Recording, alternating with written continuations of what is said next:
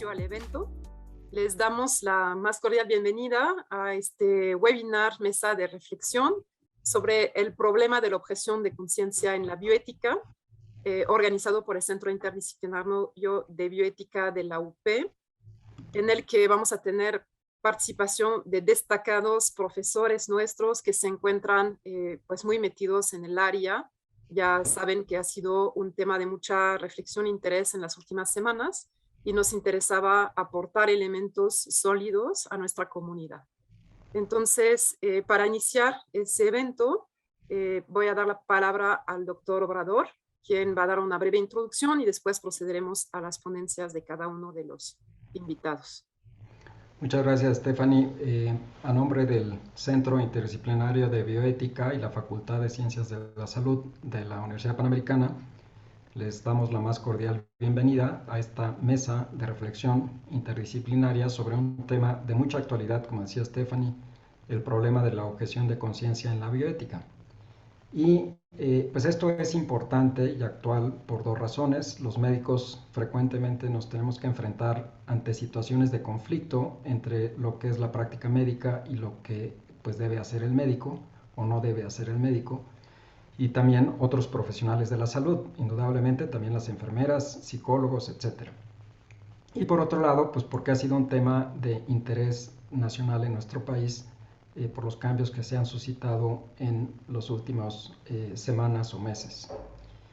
Y es por ello que el Centro Interdisciplinario organizó esta mesa, que nos parece muy importante, y en la que tenemos 3 expertos en el tema, que van a abordarlo desde diferentes ángulos. La doctora María de la Luz Casas, ya ampliamente conocida en el campo de la bioética, lo va a abordar desde el punto de vista médico.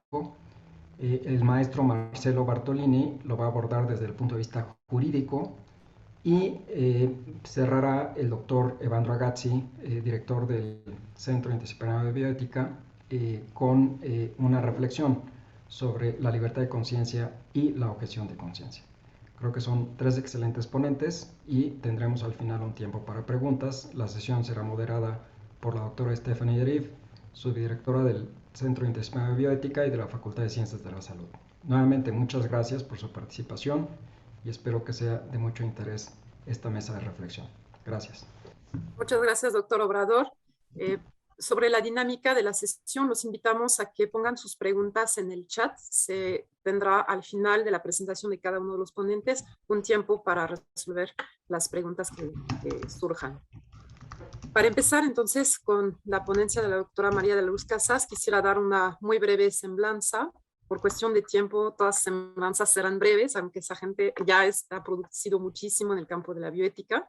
La doctora Casas es médico cirujano, especialista en hematología, doctora en ciencias en el área del conocimiento de la bioética por la UNAM.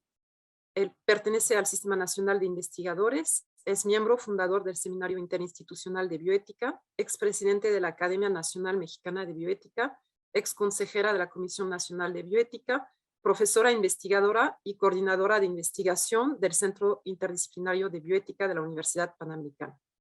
Les doy la palabra a la doctora Casas. Muchas gracias, doctora.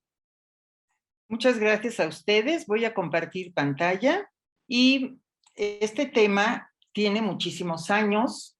Qué bueno que lo vamos a ver bajo 3 aspectos principales y quisiera solamente hacer una reconsideración sobre cuál es la situación actual y qué es la objeción de conciencia. La objeción de conciencia, como todos nosotros sabemos, es la negativa a cumplir una norma cuando ésta está en contra de normas éticas, convicciones morales de una persona. Y obviamente esto está respaldado por la Declaración de Derechos Humanos. Esta objeción de conciencia puede ser por razones éticas, morales, religiosas, científicas también, para considerar con bases argumentadas que son injustas y se contraponen a la ética médica o a los derechos humanos. Esta objeción se puede hacer ante toda área legislativa y en México se ha considerado siempre en forma amplia. Como vamos a ver, como había quedado el artículo anterior. Rápidamente, algunos de los aspectos que debemos de considerar, y es la mayoría de las objeciones de conciencia en el mundo están formuladas contra el aborto, pero es tanto para la vida intrauterina como extrauterina. Obviamente el aborto, la manipulación embrionaria, la eugenesia, la eutanasia, la tortura, la pena de muerte, las acciones que pongan en peligro vida o integridad de los pacientes, o acciones no terapéuticas o sin fundamento con la ética o el campo científico. El artículo que nos normaba hasta hace 2 meses era bastante amplio y lo vamos a leer rápidamente. Esto se adicionó a la Ley General de Salud, por lo tanto era a nivel nacional federal, y decía: el personal médico y de enfermería que forme parte del Sistema Nacional de Salud podrán ejercer la objeción de conciencia y excusarse de participar de la prestación de los servicios que establece esta ley. Cuando se ponga en riesgo la vida del paciente o se trate de una urgencia médica, no podrá invocarse la objeción de conciencia. En caso contrario, se incurrirá en la causal de responsabilidad profesional. El ejercicio de la objeción de conciencia no derivará en ningún tipo de discriminación laboral. Como ustedes ven, se había solamente considerado al personal médico y de enfermería, porque aunque está amplio y no dicen exactamente ante qué se puede hacer la objeción de conciencia, como les digo, hay una amplia variedad de causas por las cuales uno puede objetar. Se había pensado, como en las legislaciones generales, que se dedicaba más bien al aborto. Pero lo que pasó después de que este artículo se adicionó en el 2018 es que hubo una reunión muy amplia, el Instituto de Investigaciones Jurídicas de la UNAM, y entonces ante la Suprema Corte de Justicia se declaró la invalidez del artículo 10 bis como estaba redactado y se pidió que se volviera a redactar en una forma más para el sistema jurídico, más defensora de los derechos de los pacientes. Pero lo que tenemos que tener súper claro, y por eso lo pongo en letras más grandes, es que dado que la libertad de conciencia es un derecho humano y la objeción de conciencia se deriva de la libertad de conciencia, fue reconocida como un derecho por la Suprema Corte de Justicia en la resolución del 13 de septiembre de 2021. Entonces, el punto importante es: todos tenemos derecho a la objeción de conciencia. Lo que se está viendo ahorita es cómo se va a redactar el artículo en la Ley General de Salud o si se va a hacer una reglamentación para que se defiendan los derechos de los pacientes que, según ellos, no estaban suficientemente reconocidos. La deontología, y no nos podemos dedicar a esto porque es súper rápido. Como ustedes saben, si vemos el juramento hipocrático, está en contra del aborto y de la eutanasia. Dice: no administraré a nadie un fármaco mortal aunque me lo pida, ni haré una sugerencia de este tipo, no recetaré a una mujer un pesario abortivo, viviré y practicaré mi arte en forma santa y pura. Eso desde hace 5 siglos antes de Cristo. Y su actualización en la Declaración de Ginebra dice: velaré al máximo por respeto de la vida humana desde su comienzo, aún bajo amenaza, no emplear sus conocimientos médicos para contravenir las leyes humanas. Y el Código Internacional de Ética Médica nos está diciendo también que en todos los tipos de práctica médica proporcionar un servicio médico competente, con plena independencia técnica y moral, con compasión y respeto por la dignidad humana, y recordar siempre la obligación de preservar la vida humana. Entonces nosotros, no solamente por vocación, sino por juramento, estamos obligados por nuestra moral y por nuestra vocación a respetar la vida. Y muchas veces la ley lo que nos pide es que demos muerte. Por lo tanto, va en contra no solamente de la moral, sino de toda la vocación y los juramentos médicos. Aquí tienen muchísimos declaraciones de la Asociación Médica Mundial, todas ellas en contra del aborto, la eutanasia o la manipulación de los pacientes o de los derechos humanos. No existe ni ha existido ningún código o declaración ética que apruebe el aborto, la eutanasia o acciones contra los derechos humanos. Eso nunca ha sido ético y en todo este tiempo de casi 10 siglos no hay ninguno que lo acepte. Así que moralmente estamos pues muy avalados desde el punto de vista de la ética médica. ¿Cómo fueron las demandas en contra de la objeción de conciencia en esta reunión del Instituto de Investigaciones Jurídicas? Bueno, pues la Comisión de Derechos Humanos impugnó a la Suprema Corte y lo que ellos dijeron es que vulneraba los derechos humanos. ¿En qué términos? Dice, abre la posibilidad a que se afecten derechos fundamentales como la salud, integridad personal, seguridad jurídica, a la vida, libertades sexuales reproductivas, derecho a decidir de manera libre, responsable e informada sobre el número y espaciamiento de los hijos y derecho al libre desarrollo de la personalidad. Es asombroso, ¿verdad?, que saquen esta conclusión, pero eso fue lo que alegaron ante la Suprema Corte de Justicia, que se podía estar excepciones, por ejemplo, contra los derechos reproductivos de las personas de uniones del mismo sexo y que a las personas que fueran con un aborto provocado se les iba a discriminar y una serie de elementos que no entran dentro de la ética médica y que por supuesto un médico nunca haría. Las garantías y protección de los derechos humanos, la laicidad y la democracia, la igualdad, no discriminación y justicia social fueron alegatos de CONAPRED y de la Secretaría de Gobernación, porque también ellos apelaron a la Suprema Corte de Justicia.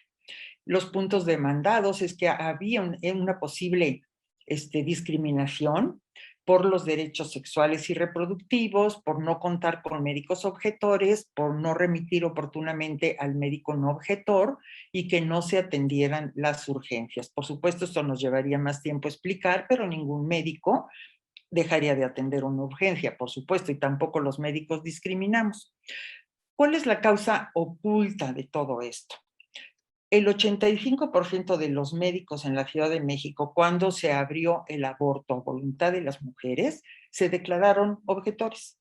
Entonces, el Estado está obligado a contratar médicos no objetores, lo cual le da una carga económica al sistema de salud. Y esto, como no quieren hacer nuevas contrataciones, porque no quieren hacer gastos actualmente, ni nunca, ¿verdad? Pero más ahora, pues no quieren que haya médicos objetores. Si fuera el 3% o el 2%, les aseguro que no tendríamos este problema. El problema está porque la mayoría de los médicos somos objetores. La ley de objeción de conciencia, por supuesto, estamos de acuerdo que requiere una reglamentación porque ante todo derecho no es absoluto y por supuesto la objeción de conciencia tampoco lo es. Hay que llegar a un acuerdo entre las autoridades y las personas involucradas que somos nosotros. La objeción de conciencia es un acto de conciencia y por lo tanto no puede haber una forma de rechazarlo. Tiene como límites naturales el acto médico, la no maleficencia y la protección de daños a terceros. Y esto siempre lo hemos nosotros considerado como médicos responsables. ¿Qué compete hacer si se declara uno ser objetor de conciencia? Aunque las guías bioéticas de la Secretaría de Salud reconocen la objeción, no tienen una forma de recurrir en este caso. Yo lo que les recomiendo en primer lugar es conocer los documentos oficiales éticos y jurídicos que avalan la objeción de conciencia. Estar seguros de que tenemos la objeción de conciencia. Pero, ¿en qué documento nos vamos a fundamentar? Solicitar la objeción al jefe inmediato superior en forma verbal, creo que es lo más acertado al principio. Si esto se niega, entonces presentar los documentos oficiales y en caso de que esto no sea aceptado, acudir al Comité Hospitalario de Bioética para el apoyo de la solicitud. Y en todo caso, y ya lo podrán ver, espero con el licenciado Bartolini, solicitar un amparo en caso necesario. Esperemos que no se llegue a esto. Hasta ahorita no habíamos tenido una legislación tan contundente en la Ley General de Salud antes del 10 bis y nunca se requirió. Deben registrarse los objetores o los no objetores. Eso es una de las cosas que estamos nosotros tratando de que se apruebe, porque somos más los objetores que los no objetores. Entonces, mejor que los no objetores sean los que se registren, pero vamos a ver cómo puede quedar en la legislación. ¿A quién corresponde entonces en un hospital estar viendo los casos de objeción de conciencia? Por supuesto que al Comité Hospitalario de Bioética. Y para eso tenemos que tomar en cuenta de que, y se los pongo en negrillas porque es muy importante, el comité no tiene competencia para determinar la eticidad del objetor, porque ninguna persona o instancia sustituye a la conciencia del objetor. Así que no pueden decir que si por esta causa, por la otra causa, el comité no podría ir en su defensa, porque siempre y cuando se resguarden los valores de la medicina, de los derechos humanos, de la ciencia o las causales que vimos anteriores, el comité no los puede estar cuestionando de por qué tienen ese tipo de objeción.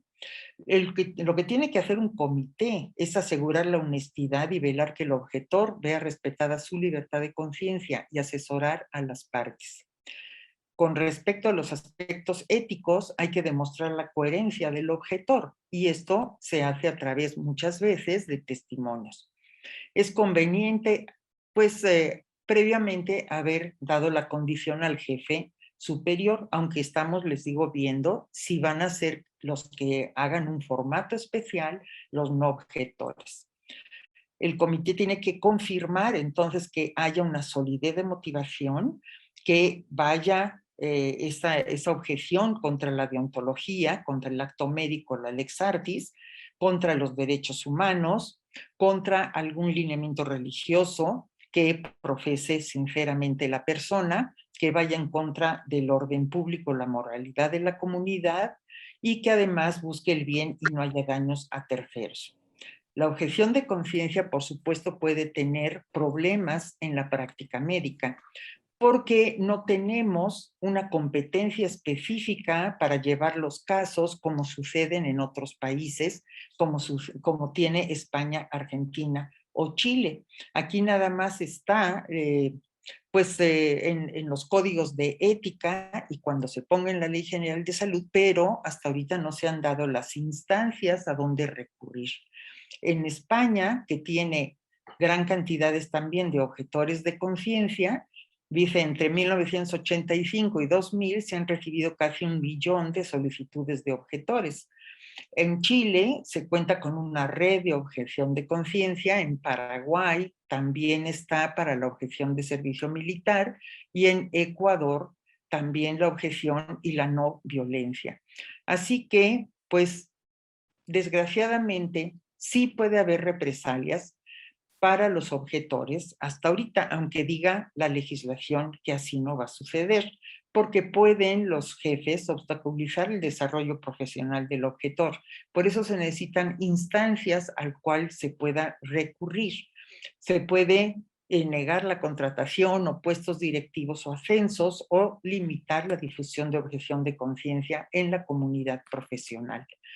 Se requiere, por tanto, y estamos de acuerdo, en la reglamentación de la Ley 10 bis, que se vean las implicaciones del término urgencia médica, porque está estipulado que en urgencia médica no se pueden quitar el acto médico, pues no se puede negar un acto médico, lo cual estamos de acuerdo.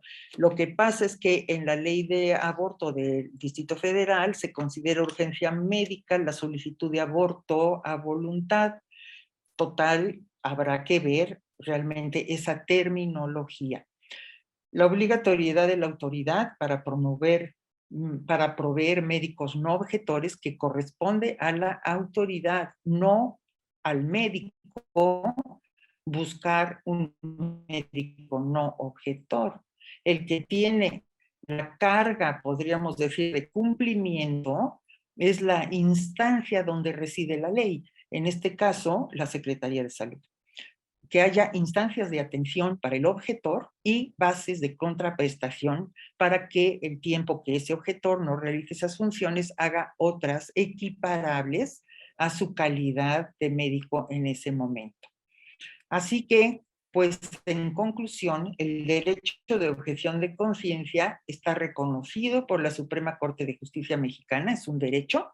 Las condiciones de este derecho, el que sea ejercido, está la redacción pues en resolución en la Cámara de Diputados. Se están haciendo acciones políticas para que se haga una regulación adecuada o una argumentación del articulado adecuado, porque pues claro que hay fuertes presiones para limitarlos y además los objetores deberían de unir esfuerzos coordinados para que sean escuchados.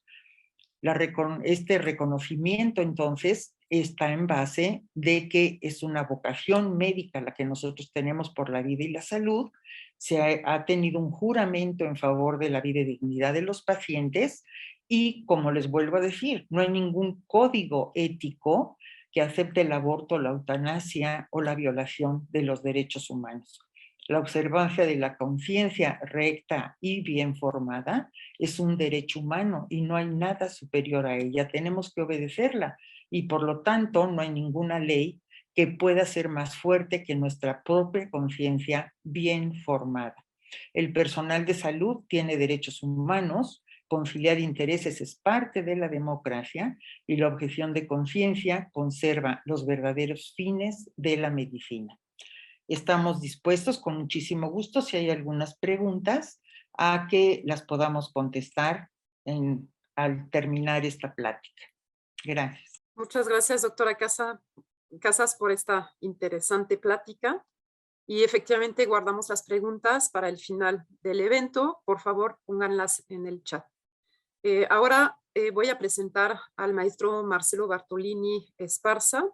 El maestro Bartolini es licenciado en Derecho por la Universidad La Salle, un diplomado en Derecho Mercantil por la UP, diplomado en Arbitraje Comercial Internacional por la Escuela Libre de Derecho y cursó la maestría en Derecho Constitucional y Derechos Humanos en la UP. Actualmente dirige Artículo 18, que es un centro para la investigación, promoción y defensa de la libertad de pensamiento, de conciencia y de religión en México. Le cedemos la palabra al maestro Bartolini. Muchas gracias, doctora.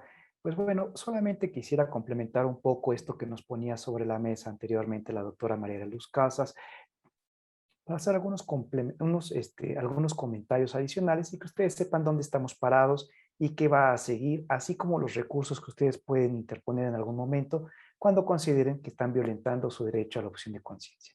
Primero, el hecho de que se haya incorporado la objeción de conciencia en la Ley General de Salud en el mes de mayo del 2018 no significa que esto sea nuevo, que sea inédito o que es un experimento social que apenas lleva 2 o 3 años en nuestro país. La objeción de conciencia es tan antigua como la resistencia a cumplir cualquier mandato que se haya considerado injusto a lo largo de la historia de la humanidad.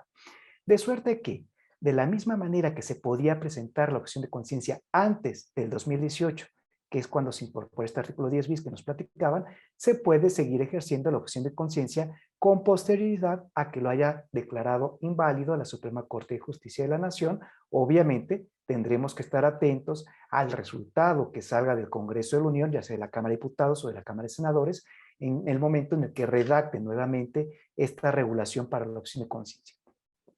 Algunos argumentos que pueden favorecer la defensa de la objeción de conciencia para que ustedes tengan un poquito más de claridad en el horizonte. Bueno, si nosotros revisamos el artículo 1 de la Constitución Política de nuestro país, podríamos recordar que todas las personas gozan de los derechos humanos reconocidos en la Constitución y en los tratados internacionales. Y cuando me refiero a todas las personas, pues obviamente se incluyen a las usuarias de los servicios de salud, pero también se incluye a todo el personal de salud. Y además, en el caso de que tuviéramos que entrar en una controversia o interpretación de estos derechos, siempre hay que favorecer a las personas la protección más amplia de sus derechos, y esto es a lo que se le conoce como el principio pro persona en la teoría de los derechos humanos. Finalmente, este artículo primero también nos recuerda que en nuestro país queda prohibida toda discriminación motivada por un amplio catálogo de causas, pero donde destacan la religión, las opiniones o cualquier otra que atente contra la dignidad humana y que tenga por objeto anular o menoscabar los derechos y libertades de las personas. Otro artículo que ustedes deben de tener presente cuando hablamos de la libertad de conciencia y de esta objeción cuando se trata de un acto injusto en sí mismo, podría ser la libertad de trabajo que se contiene en el artículo 5º de la Constitución, por virtud del cual a ninguna persona se le puede impedir que se dedique a la profesión, industria, comercio o trabajo que la acomode siempre y cuando sean lícitos, como lo es hasta el día de hoy la medicina. Por lo tanto, nadie puede ser obligado a prestar sus servicios personales sin su pleno consentimiento porque, como ustedes saben, en nuestro país está prohibida la esclavitud.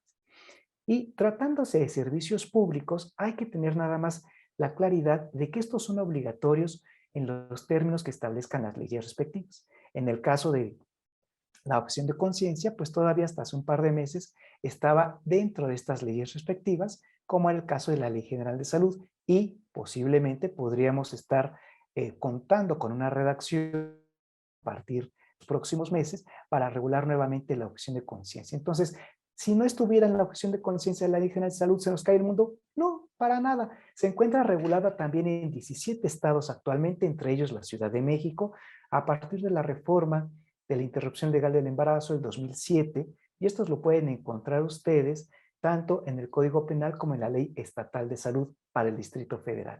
Y además se puede construir una interpretación a partir de lo que establece la Constitución y los tratados internacionales, la norma oficial mexicana 046 de la Secretaría de Salud, que se refiere a la violencia sexual y contra las mujeres, etcétera, para que ustedes tengan la tranquilidad de que pueden presentar su objeción de conciencia, a pesar de que estamos ahorita en un momento en el que se puede considerar un vacío legal por virtud de la Declaración General de Invalidez que hizo la Suprema Corte de Justicia.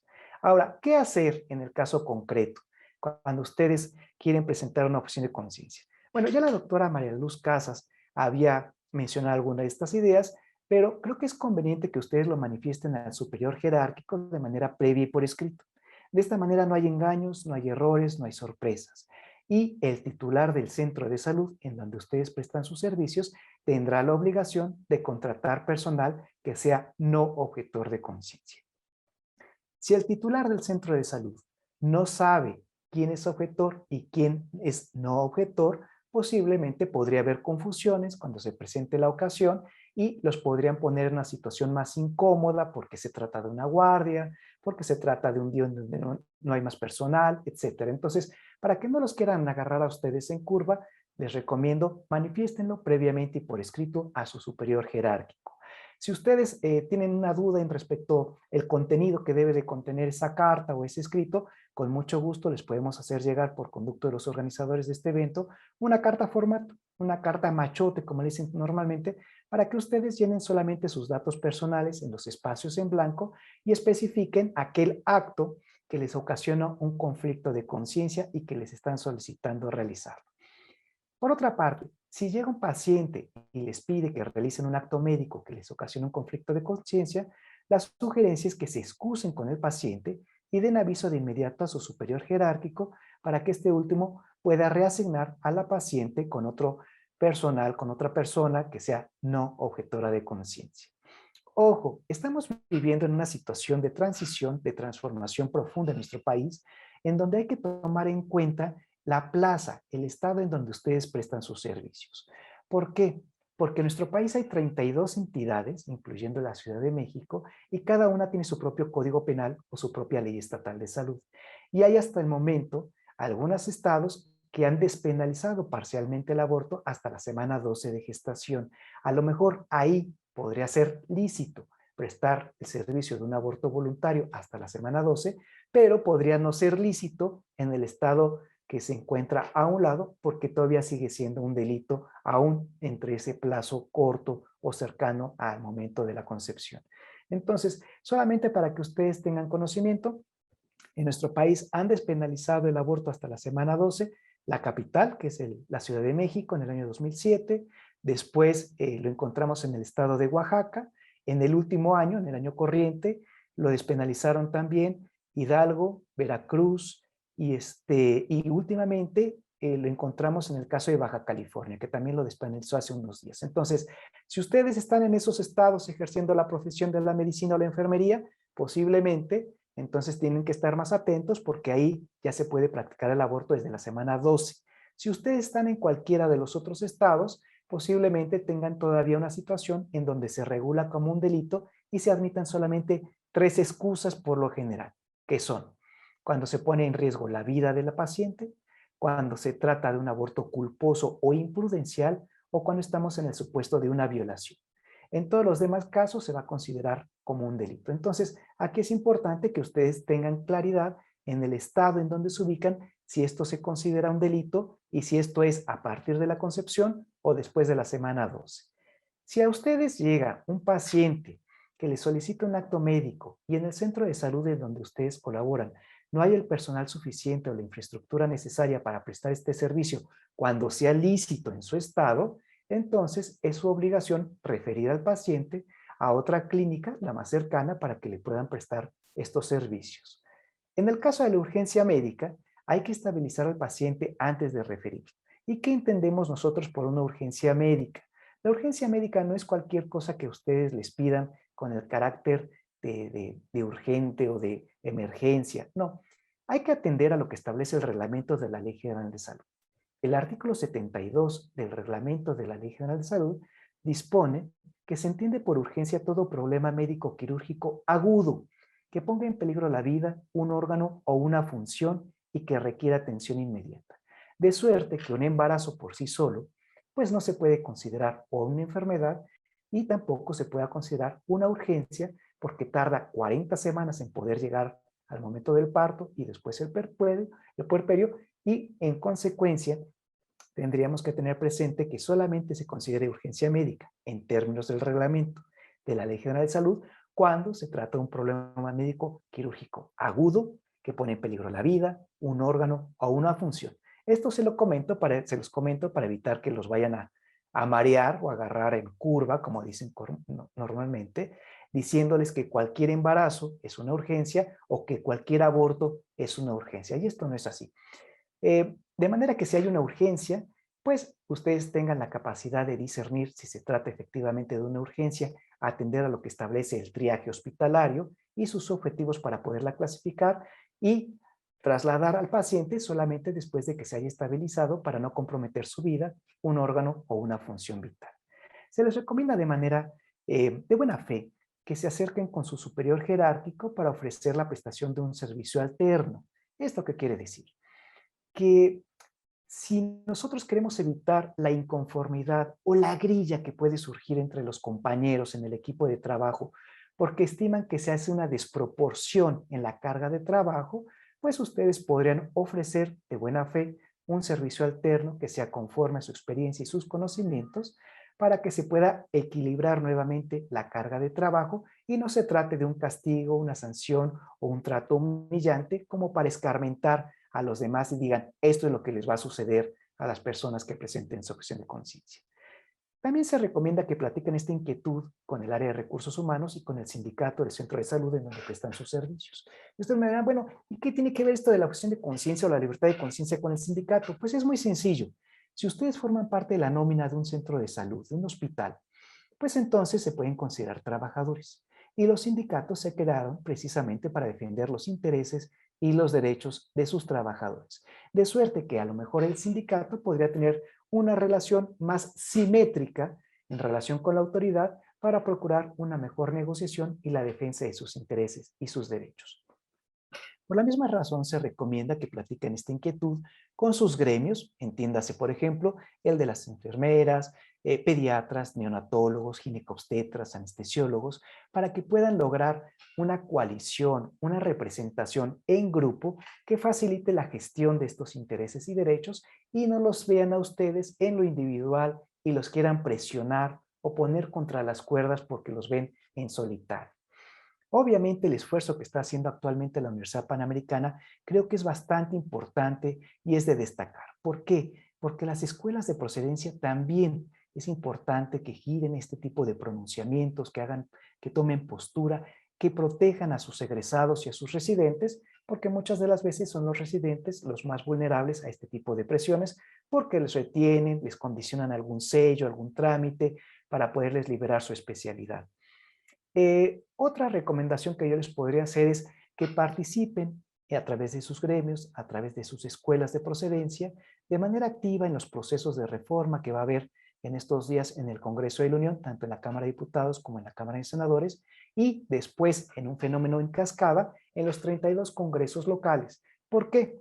No vaya a ser que el día de mañana les notifiquen que un grupo de personas que posiblemente ni siquiera son médicos tuvieron a bien resolver que ustedes perdieron el volado y ahora tienen que practicar abortos, eutanasias o suicidios asistidos o reasignaciones sexogenéricas quirúrgicas por el simple hecho de que ustedes no comparecieron, de que no estuvieron presentes para hacer valer su voz y defender sus intereses.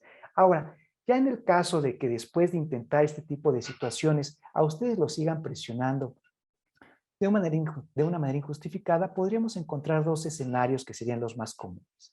Uno, el despido injustificado, porque a ustedes les termina su relación de trabajo simplemente por ejercer un derecho. En ese caso, la recomendación sería que se acerquen con un abogado laboralista para que les ayude en la defensa de su caso, como cualquier otro despido injustificado. Y la otra opción es presentar una demanda de amparo indirecto. Para estas últimas opciones estamos platicando actualmente con el bufete, el despacho jurídico de la Universidad Panamericana, para ver si ellos también podrían apoyarnos con la asesoría que ustedes pudieran requerir en un momento dado. Y también estamos en pláticas con el despacho del doctor José María Soberanes, también catedrático de esta casa, para poder redactar una demanda de amparo indirecto para el caso de que se pueda requerir en el ejercicio de la profesión de la medicina y de la enfermería. De esta manera yo concluyo con esta charla y pues dejo el espacio también para el caso de que haya alguna pregunta o inquietud entre la audiencia. Muchas gracias. Muchas gracias, maestro Bartolini.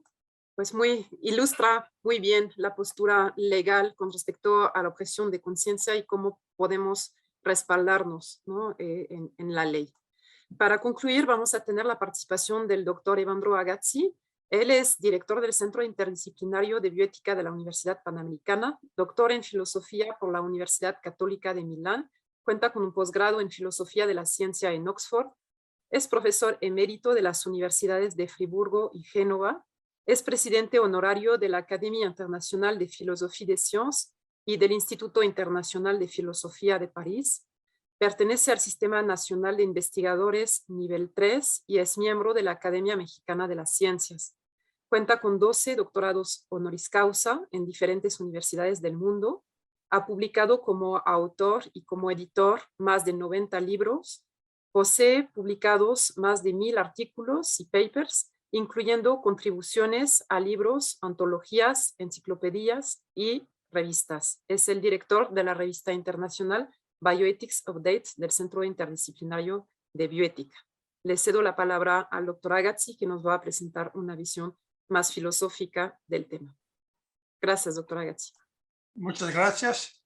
Claro que después de haber escuchado una presentación tan detallada, analítica, interesante de los diferentes aspectos médicos y jurídicos, la tarea que me compete es únicamente una especie de marco general para, no podría decir fortalecer, para dar una toma de conciencia de cuáles son los fundamentos de esta reivindicación de la objeción de conciencia. La objeción de conciencia de por sí no es muy claro en qué puede consistir. Claro, si está especificado, la objeción de conciencia es la actitud, porque hasta que no esté reconocida, es una pura y simple actitud personal de una persona la cual, en razón de su conciencia, aquí se entiende la conciencia moral, porque hay diferentes formas de conciencia, en razón de los principios de su conciencia moral, se siente obligada a no cumplir ciertas acciones. Entonces, esto es interesante porque es algo que concierne la acción y el renunciar a cumplir una determinada acción. ¿Por qué es importante esto? Porque uno plantea la pregunta, ¿cómo puedes justificar este derecho?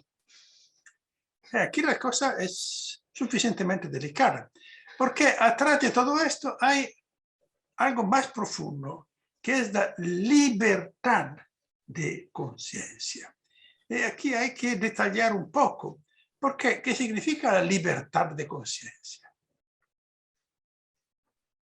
Bueno, cada persona está libre de tener sus principios, sus convicciones morales, éticas.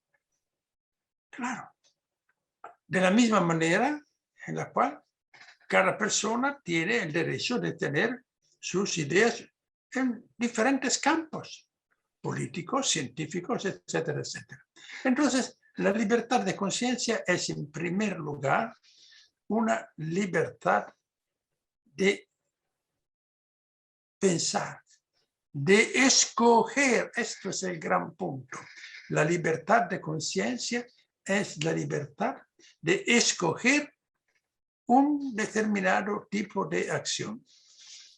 Entonces aquí ustedes ven que hay una articulación muy sutil, sin embargo muy interesante e importante, entre la libertad de elección o de voluntad o de libre opción, llamamos libre albedrío, como se decía un tiempo, y la libertad de acción. Son cosas muy diferentes. ¿Por qué? Porque nadie puede matar a la libertad de conciencia. En cuanto a libertad de opción, no hay asesinos de la libertad en este sentido, porque nadie puede obligarme a optar en favor de algo o contra algo. Nadie puede obligarme. Esta libertad de elección, esta libertad de conciencia, es algo que es realmente un derecho humano.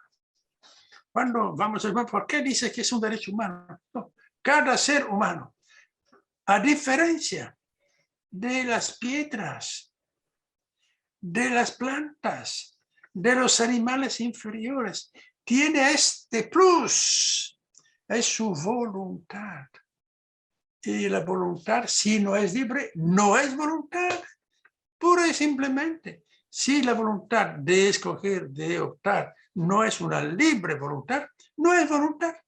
Es algo que está inscrito en las leyes naturales, que sean las leyes naturales más elementales, que sean las leyes naturales de la vida al nivel vegetal, las leyes naturales de la vida a nivel animal. Entonces, si consideramos el ser humano, no cualquier ser al mundo, si consideramos el ser humano tiene esa característica suya. Entonces, por eso tenemos que decir, es un derecho humano, no es un cualquier derecho, un derecho humano. Alguien que no tenga esta libertad interior de conciencia no es un ser humano. Y no hay seres humanos que no tengan esta libertad de opción, de escoger. Otra cosa es la libertad de acción. Entonces, aquí hay que decir, bueno, decimos, ¿qué sentido tiene tener una libertad de conciencia y luego, cuando se trata de escoger una acción, encontrarse en la imposibilidad de actuar? Bueno, hay que intentar todo lo posible porque la libertad de conciencia se pueda traducir también en una libertad de acción. Sin embargo, aquí hay muchísimas otras cosas. ¿Por qué? Porque la libertad de conciencia es algo personal. Nadie puede matar mi libertad de conciencia. Sin embargo, cuando se trata de acción, es otra cosa. ¿Por qué? Porque inmediatamente mi acción a menos que yo viva, yo no sé, en el desierto, aislado, se encuentra en un contexto de otras acciones humanas, es decir, de otras acciones que otros seres humanos quieren promover. ¿Por qué? Porque su libertad de conciencia los impulsa en una determinada situación. Y aquí hay evidentísimamente posibilidades de conflicto. Y entonces aquí se plantea el principio que todos reconocen cuando se dice mi libertad, no se dice cuál, mi libertad termina allá donde empieza la libertad de otra persona. ¿Qué libertad? ¿De qué libertad estamos hablando? De la libertad de acción. Este es el gran punto. Entonces, aquí inmediatamente se presenta la transición del nivel ético al nivel, llamámoslo, legal, jurídico en un sentido muy, muy, muy amplio. No se necesita un sistema legal institucionalizado. Ya cualquier sociedad tiene sus costumbres. Las costumbres son algo que está muchísimas veces implícito. Se sabe que las cosas aquí se hacen de esta manera y no de otra manera. Se sabe que ciertas acciones no están permitidas. ¿Por qué? Bueno, nadie podría decirlo de manera muy exacta. Claro que por esta razón, cuando se sube a un mínimo de nivel organizado, surge la jurisdicción, la ley. Entonces la ley tiene que precisar muy bien estas cosas.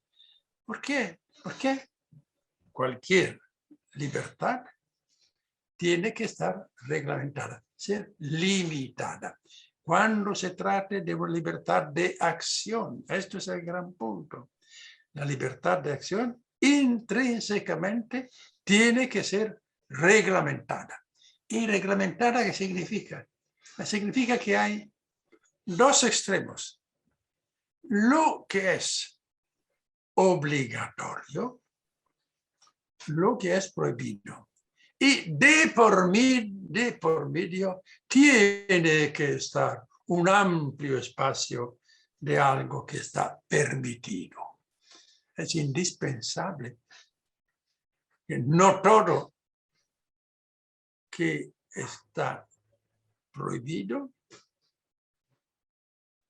es obligatorio. No, es imposible. No. Claro, claro. Entonces, se necesita un espacio de libertad de acción. La libertad de acción es muy importante. Aquí se plantea justamente el nivel de la objeción de conciencia. ¿Por qué? La libertad de acción consiste en decir, bueno, yo limito mi libertad de acción en ciertos casos. ¿Por qué? Porque mi conciencia moral me plantea como deber de no cumplir esta acción. Entonces aquí encontramos otro nudo importante, la relación entre derechos y deberes. Porque yo tengo, sea claro, yo tengo como deber de conciencia, entonces nivel moral, de no cumplir esta acción. Esta es la objeción de conciencia. Entonces, si yo tengo este deber, tengo también el derecho que se respete este deber mío. ¿Por qué? Por la dignidad que se debe a cualquier ser humano. Vean cómo está complicada la situación. Entonces, ¿qué hacemos?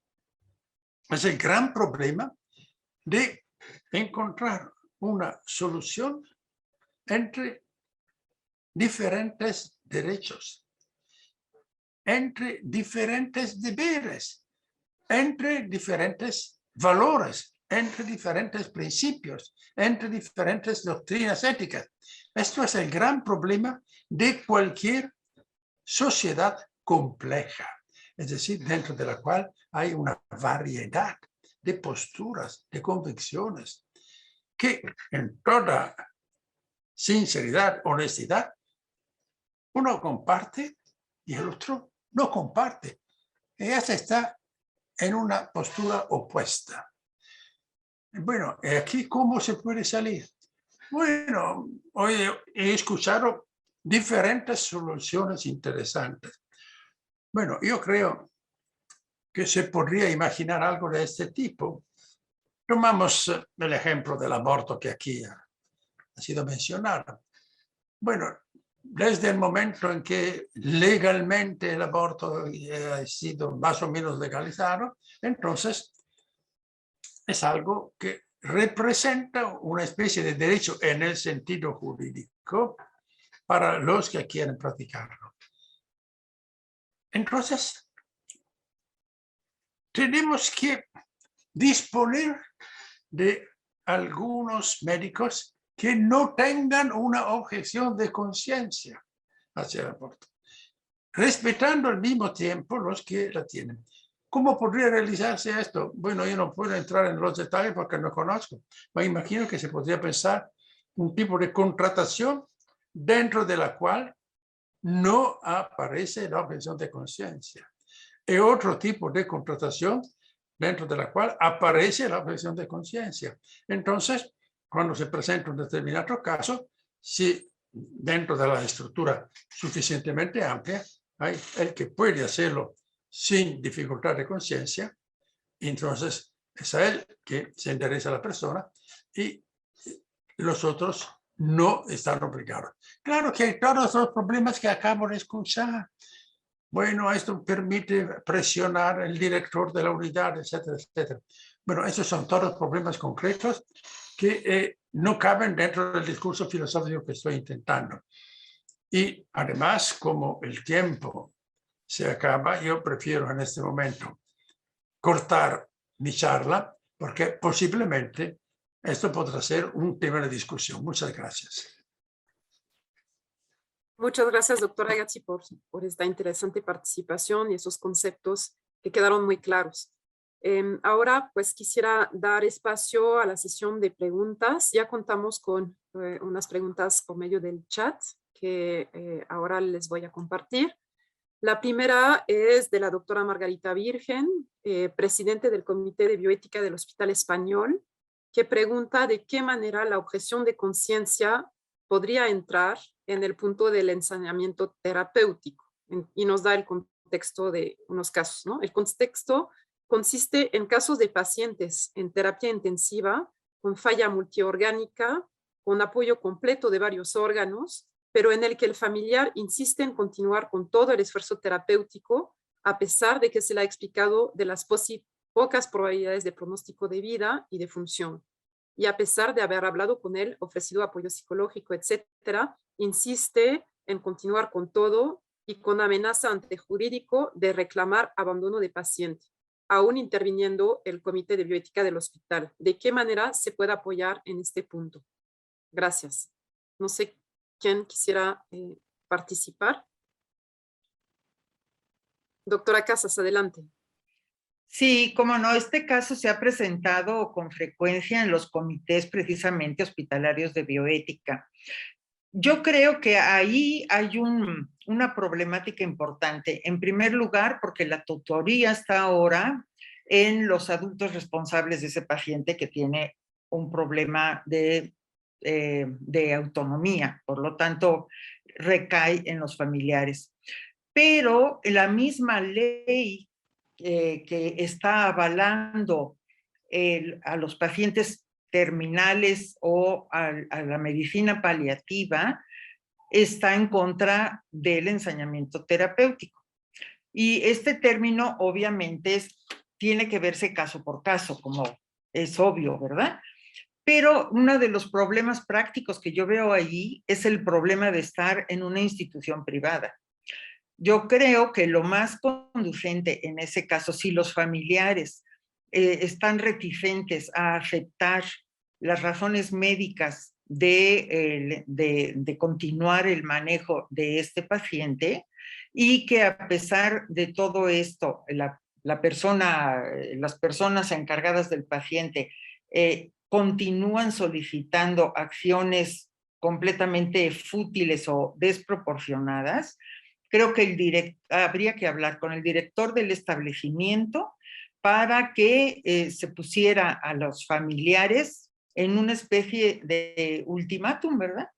En donde se les diga si está de acuerdo ya el director, porque les digo, este es el problema de estar en una institución privada, decirles que definitivamente eso va en contra de la práctica médica y de su propio paciente, y que si gustan se pueden llevar al paciente a otro lugar. Yo creo que esto presiona a los familiares y muchas veces recapacitan, porque intervienen muchos factores, sobre todo de tipo psicológico y emocional, en los últimos días de la vida de los familiares. Y sí, nos ha llegado casos a los comités de bioética, la mayoría de las veces se ha podido solucionar, pero a veces, si se quiere tomar realmente una actitud pues más contundente, por supuesto que la demanda de abandono del paciente no va a proceder, porque está la misma legislación en contra del ensañamiento, y además no se está haciendo un ensañamiento dando cuidados paliativos, que obviamente eso sí es obligatorio de toda institución. Muchas gracias, doctora Casas. Luego tenemos otra pregunta que dice que si la objeción de conciencia también la pueden solicitar los residentes. Y en este caso, ¿en qué momento aprenderían los residentes a realizar estos actos quirúrgicos que se entienden los actos a los que se niegan a participar? Pues yo creo que aquí tendríamos que partir de algo que tiene que ver un poquito más con la sustancia y menos con el accidente. La libertad de pensamiento, de conciencia y de religión que establece el artículo 18 de la Declaración Universal de los Derechos Humanos y otros tantos tratados internacionales, parte del supuesto de que los seres humanos somos un fin en sí mismo y no un medio. Entonces, si nosotros tomamos en cuenta que la dignidad humana es el sustento, es el zócalo de cualquier derecho humano, podríamos entender que este derecho humano no se gana ni se pierde por estudiar medicina, por encontrarse a la mitad de la carrera o por estar en el curso de la especialidad. Se tiene porque se es humano, es inherente al ser humano. Este derecho se tiene por el simple hecho de pertenecer al género y especie Homo sapiens. De manera que la situación accidental de que si estudiaste en tal escuela, de si estás en tal grado, en tal semestre, si eres residente, si eres R1 y R2, es un accidente que no tiene por qué limitar el ejercicio del mismo derecho que le puede corresponder a cualquier otra persona. Entonces, el derecho es en función de la persona y no del accidente que podría ser el grado o especialidad que tenga el sujeto en cuestión. Esa es la primera parte. Ahora, ¿podría un residente ejercer su objeción de conciencia? En estricta teoría, sí. En la práctica podría llegar a haber resistencia por parte de algunos centros de salud. En ese caso, la sugerencia sería que se acerquen precisamente con el bufete gratuito de la Universidad Panamericana, con su servidor, cualquier abogado de su confianza, para que vean de qué manera les pueden apoyar. Ahora, ¿cuál es el caso de enseñarle a una persona a que practique un acto médico que le ocasione un conflicto de conciencia si va a ser objetor, si es y va a seguir siendo objetor? Ahí yo creo que sería un despropósito, es un sinsentido obligar a una persona a que realice un acto en contra de su conciencia para después decirle, ahora que ya sabes, ahora aplícalo. Entonces, ahí la sugerencia sería, como mencionaba el doctor Agazzi, más bien, que se tome en consideración que dentro de los centros de salud va a haber personal objetor y personal no objetor de conciencia. En ese sentido, pues la persona que va a poder prestar ese servicio es aquella que declare que es no objetora de conciencia. Muchas gracias, maestro Bartolini. Le cedo la palabra a la doctora Casas, que quiere comentar algo sobre esta misma pregunta. Sí, sobre cómo aprender a hacer, bueno, directamente un legrado, que es lo que se están refiriendo. Hay obviamente abortos espontáneos y otras patologías que ocasionan abortos, que la técnica pues es la misma que del aborto provocado. Entonces, los residentes pueden obviamente realizar tratamientos terapéuticos en abortos no provocados, digo, en abortos que sean espontáneos o que no sea el aborto provocado como tal, que obviamente es casi el 50% de los abortos que se presentan en una ginecobstetricia. Así que no creo que tengan que preocuparse por no saber la técnica. Aquí el punto es por qué se hace esa técnica, cuál es el objetivo de esa técnica. ¿Es terminar con un embarazo o es un acto terapéutico? Muchas gracias, doctora Casas. Doctor Agazzi, ¿algo más que quisiera comentar? De momento no contamos con más preguntas. Yo creo que lo que ha apreciado la doctora Casas es muy importante. Es decir, en lugar de llamarlo aborto, llámalo interrupción voluntaria del embarazo. Si uno lo llama así, no se confunde. Si no es una interrupción voluntaria del embarazo, se pueden aplicar todas las técnicas que un doctor tiene que conocer si está dentro de la especialidad, un legrado, lo que sea, porque son casos que se presentan que no son casos de interrupción voluntaria del embarazo. Yo creo que hay que precisar muy claramente en qué consisten las tipologías de las acciones. Muchas gracias, doctora Agazzi. Para concluir, doctor Obrador, ya estamos con el tiempo contado, pero le cedo la palabra para unos comentarios finales. Muchas gracias, Stephanie, y gracias a todos los ponentes por su muy interesante participación. Creo que fue muy enriquecedor el verlo desde diferentes ángulos, el ángulo médico, el ángulo jurídico y el ángulo bioético. Muchas gracias a todos por su participación y de nuevo muchas gracias a los ponentes. Muchas gracias, doctor Obrador, y muchas gracias a cada uno de los ponentes y los asistentes. Y pues estamos en la mejor disposición de atender temas personales o profesionales en los que se encuentren nuestra comunidad, alumnos egresados, con relación profesores, con relación a este tema tan delicado, tan complicado. Entonces no duden en acercarse al CIBUP. Muchas gracias a todos.